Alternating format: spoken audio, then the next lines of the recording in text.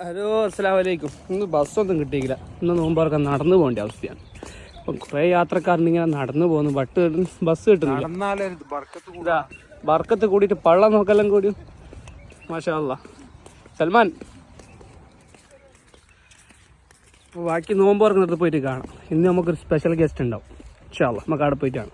ഇതാണ് നമ്മൾ നോമ്പ് തുറക്കാൻ പോകുന്ന ഷോപ്പിലാണ് നമ്മളെല്ലാം നോർക്കൽ. പിന്നെ പ്രത്യേകിച്ച് നോമ്പ് അറിയാൻ വേണ്ടേ.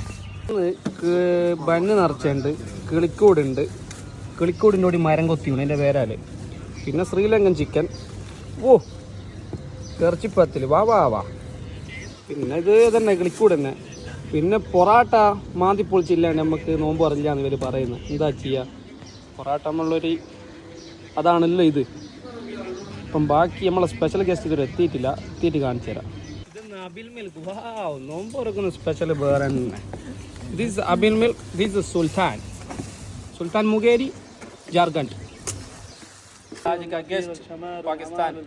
नदीर शकीर बकीर अमीर. अय्वा. तुम इंडिया वाला को मेरे को क्या बोलता है? इंडिया को प्यार करता है? मैंने अभी भूख लगे स्टेम खाने पे फोकस